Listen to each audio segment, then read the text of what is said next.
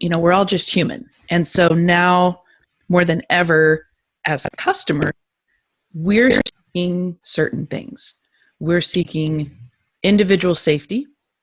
We're seeking security and stability, convenience and ease of use, and emotional bonds and trust, right? So as humans and as customers, we're seeking these things. These are the core needs right now.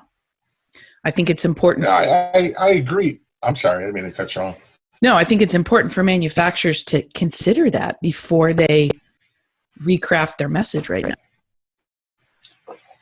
And I think the isolation that we've all experienced recently kind of has driven home the need for some of these topics or some of these issues to be addressed.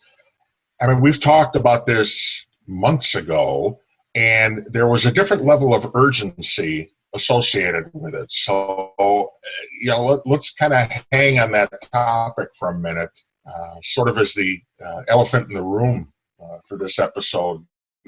And the reality is, what we're all faced, particularly the folks in manufacturing, this is a huge exercise in change management. Let me take you through it. After years of pursuing kind of the features and benefits approach to marketing, manufacturers had just started to turn the corner and talk about their culture and values in a meaningful way as a point of differentiation. So what happens? In about a 90-day period, COVID-19 shows up, forces manufacturing to evolve again. Their first stop on the journey was, we're here for you. And it was absolutely the right thing to do. The challenge everybody's facing is that over the span of a couple of weeks, they've got to iterate again. You've got 20 years of marketing best practices has changed dramatically in less than 4 months, okay? There's an old saying in manufacturing that I've heard time and again, and it goes like this: speed and quality are symptoms of precision.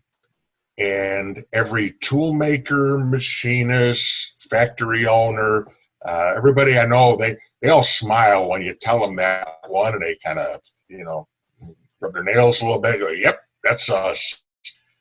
And you can see it within the four walls of most manufacturing companies because their business has been founded or built around a certain technical competency and capability. That's what they're good at. Yeah. Communicating outside of the four walls doesn't come naturally to a lot of manufacturing leaders. It's a teachable skill, but if you don't have a basic framework, you'll flail around more than you're ever going to make forward progress. Even pre-COVID-19, we were talking about the incredible opportunity of tapping into human emotion. We all know people don't make decisions rationally. It's like 5% of the time. Learned this from you and through some hard lessons in life. So why are we, as manufacturing leaders, so hesitant to really tap into that 95% of the decision-making brain and really show up like nobody else in the space? Well, I have my theory, but why do you think that is, Ray? Well, I've got an opinion on it too. To me, the default setting for manufacturers is to get product out the door.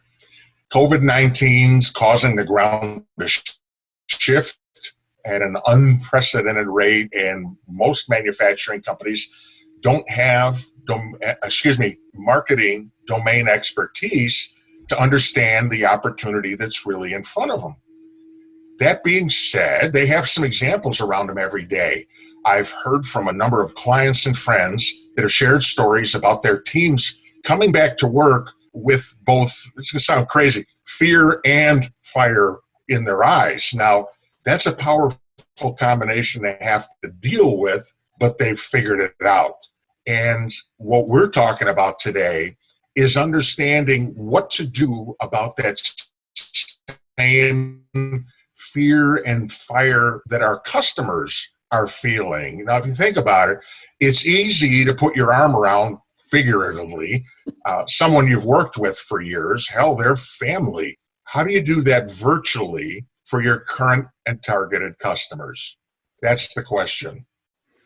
Right. And as always, we want to get tactical, right? Because we want to know, it's all well and good to talk about all this stuff and have a conversation, but what can manufacturers do about this? You know, how can they be proactive?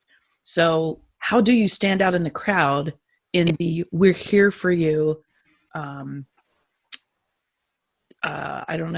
landscape without blending in, right? Or without sounding trite? Manufacturers have such an incredible opportunity right now, right, to reveal their character, right? With actions that speak louder than words. Yeah. And so in getting tactical about what they can do, I think you pointed out this article from McKinsey, and I absolutely flipped. I loved it so much. The 7 actions that speak louder than words. So why don't you run us through 1 through 4, and I'll wrap up 5 through 7.